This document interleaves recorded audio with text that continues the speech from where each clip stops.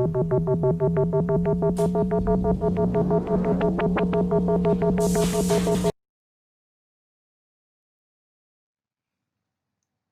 Viewers, कैसे हैं आप? शुरू करते हैं नया chapter cell, it's structure and function, class 8 के लिए। आपको पता है कि हमारी अर्थ में बहुत सारे ऑर्गेनिज्म हैं, बहुत वैरायटी है, जिनका स्ट्रक्चर अलग है, फॉर्म अलग है ना। बट उन सब में सिमिलैरिटी क्या है? बेसिक स्ट्रक्चर है और फंक्शंस हैं, वो हर एक में होते हैं। आप देखिए, एक बिल्डिंग में जैसे ब्रिक्स होते हैं, वैसे ही हमारी जो भी बॉडीज हैं, प्लांट्स हैं या एनिमल्स हैं, वो सब किसी न किसी यूनिट से मिलकर बने हैं, जिन्हें बोलते हैं सेल। चाहे वो माइक्रोस्कोपिक बैक्टीरिया है, अमीबा है, या फिर कोई और ऑर्गेनिज्म है जैसे एलिफेंट है, वेल्स हैं, या बहुत बड़े बड़े ट्रीज हैं, वो सब ही मिलकर बनते हैं सेल से। कुछ सेल्स आपके साथ मिलते हैं, मानते हैं कि यूनिसेलर होते हैं, कुछ मल्टीसेलर होते हैं, बट उनके अंदर बेसिक फंक्शन जैसे न्यूट्रिशन है, रेस्पिरेशन है, ग्रोथ है, डेवलपमेंट है, रिप्रोडक्शन है, ये सभी सेल्स में होते हैं। इसीलिए सेल को बोल देते हैं it is the structural and functional unit of living organism. और इसी चैप्टर में हम यही सब पढ़ेंगे। So let's do it. Discovery of cell. हमें पता है कि सेल जो है वो बेसिक स्ट्रक्चरल यूनिट है लिविंग बीइंग में। वो तब तक अनकवर्ड थे बहुत टाइम तक, क्योंकि बहुत छोटे थे और इसके लिए कोई हमारे पास इंस्ट्रूमेंट्स नहीं थे, डिवाइस नहीं था। फिर ऑप्टिकल इंस्ट्रूमेंट्स की एडवेंट के बाद या इन्वेंशन के बाद 17th सेंचुरी में हमें सेल के बारे में पता चला। और बताया किसने? सबसे पहले रॉबर्ट हुक ने। वो फर्स्ट साइंटिस्ट थे जिन्होंने 1665 में हमारे कॉक में बहुत पतली पतली स्लाइड्स लेकर अपने ही सेल्फ डिजाइन माइक्रोस्कोप के थ्रू आपने उसमें स्ट्रक्चर को देखा। उसमें हनी कॉम्ब लाइक स्ट्रक्चर था, जिसमें छोटे छोटे कंपार्टमेंट्स थे। लिटन में एक वर्ड है सेल, उसका मतलब होता है लिटिल रूम, ठीक है। बट ये सेल जो थे वो डेड थे।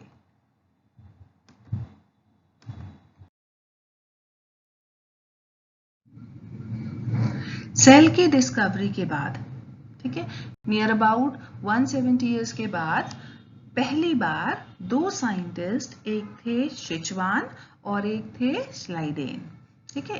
ये जर्मन है, एक बॉटनिस्ट है, एक फिजियोलॉजिक है, और उन्होंने थ्योरी बताई। उन्होंने बताया कि हमारे सारे जो लिविंग ऑर्गेनिज्म हैं वो सब छोटे छोटे यूनिट से बने होते हैं, जिसे सेल बोलते हैं।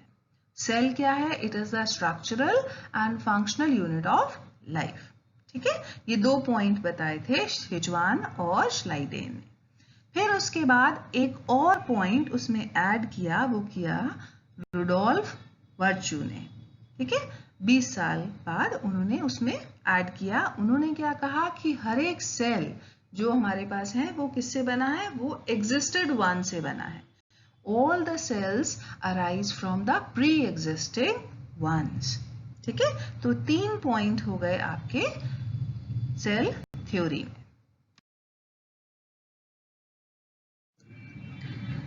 अभी आपको बताया कि हमने देखा है अपने चारों तरफ बहुत सारे लिविंग ऑर्गेनिज्म होते हैं, ठीक है। वो अलग अलग तरह के होते हैं, उनके साइज अलग अलग होते हैं, उनकी शेप अलग अलग होती है, और उनमें नंबर ऑफ सेल्स भी कम या ज़्यादा होते हैं। जैसे ह्यूमन बीइंग्स हैं, उसमें ट्रिलियन सेल्स होते हैं हमारे अंदर, ठीक है। तो यानी जब किसी ऑर्गेनिज्म में एक से ज़्यादा सेल्स होते हैं उसे मल्टी सेलर बोलते हैं। आपको पता है कि हमारा जो ऑर्गेनिज्म है, लिविंग ऑर्गेनिज्म, उसकी लाइफ स्टार्ट होती है एक सिंगल सेल से, जो होता है fertilised egg cell. Single cell से फिर डिवाइड होता है और फिर डेवलपमेंट होता है, और फिर हमारे पास मल्टी सेलर स्ट्रक्चर बनता है हमारी बॉडी की, ठीक है। और जिन ऑर्गेनिज्म में एक सिंगल होता है, सेल होता है, उसे बोलते हैं यूनिसेलर ऑर्गेनिज्म। जैसे आपने सुना है अमीबा, यूग्लिना, पैरामीशियम, ये सब क्या है? यूनिसेलर। और बाकी जितने हैं बर्ड्स हैं, ह्यूमंस हैं, एनिमल्स हैं, वी आर मल्टीसेलर। हमें पता है कि हर एक जितने भी लिविंग ऑर्गेनिज्म हैं वो सेल से बनकर बने हैं। उनके स्ट्रक्चर अलग अलग होता है, शेप अलग अलग होता है।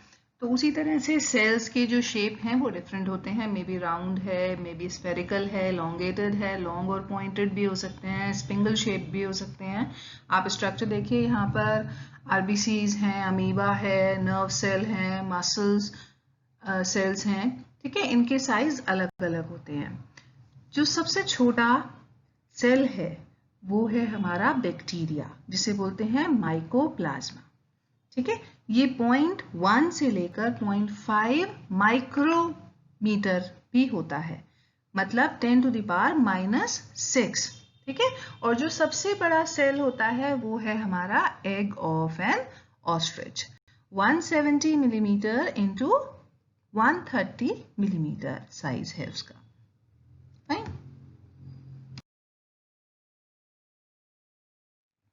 अभी हमने पढ़ा सेल क्या होते हैं। ठीक है, फिर ये सेल किसने डिस्कवरी करी, फिर हमने पढ़ा सेल थ्योरी क्या है, फिर मल्टी सेलर और यूनिसेलर ऑर्गेनिज्म पढ़े, फिर उनकी शेप पढ़े। अब है कि एक और तरह के सेल्स होते हैं जिन्हें बोलते हैं प्रोकैरियोटिक और यूकैरियोटिक। प्रोकैरियोटिक जनरली छोटे साइज के होते हैं, 1 to 10 म्यूमीटर, मतलब 10 टू द पावर -6, इतना छोटा होता है ये। ठीक है, और इसमें जो न्यूक्लियस है वो पूरी तरह से डिफाइन नहीं होता। अब जैसे वर्ड है ये प्रोकैरियोटिक, प्रो मीन्स प्रिमिटिव और कैरियोट मीन्स हो गया न्यूक्लियस। वो सेल जिसमें न्यूक्लियस पूरी तरह से डिफाइन नहीं होता। डिफाइन का मतलब होता है कि उसके अंदर मेम्ब्रेन नहीं होती, हमारे पास बहुत सारे डीएनए और क्रोमोसोम्स नहीं होते। ठीक है, और इसकी जो न्यूक्लियर मेम्ब्रेन होती है वो नहीं होती, बट उसके अंदर मटेरियल होता है जिसे न्यूक्लियोइड बोलते हैं। ठीक है, इसमें सिंगल सर्कुलर क्रोमोसोम होता है। इसके अंदर जो ऑर्गेनेले हैं, ऑर्गेनेले जैसे हमारी बॉडी बनी होती है ऑर्गन से, ऐसे ही सेल के अंदर भी जो ऑर्गन्स होते हैं उसको ऑर्गेनेल्स बोलते हैं, और वो इसमें नहीं होता। उसका एग्जाम्पल है एक बैक्टीरिया सेल। ठीक है, दूसरी तरह का होता है यूकैरियोटिक। यू मतलब पूरी तरीके से डिफाइंड, कैरियोट मीन्स न्यूक्लियस। ठीक है, इसका साइज बड़ा होता है, नॉर्मली उससे 5 से 100 तक म्यूमीटर तक भी, और उससे बड़ा भी होता है। ठीक है, तो न्यूक्लियस जो है इसमें पूरी तरह से डिफाइंड होता है, उसके चारों ओर न्यूक्लियर मेम्ब्रेन होती है, इसमें बहुत सारे क्रोमोसोम्स होते हैं। इसके अंदर जो ऑर्गेनेले होती हैं वो मेम्ब्रेन बाउंड होती हैं, जैसे आपका माइटोकॉन्ड्रिया है, प्लास्टिड्स या गोल्गी अपरेटस है, जैसे ह्यूमन सेल में होता है, ये सारी चीजें होती हैं।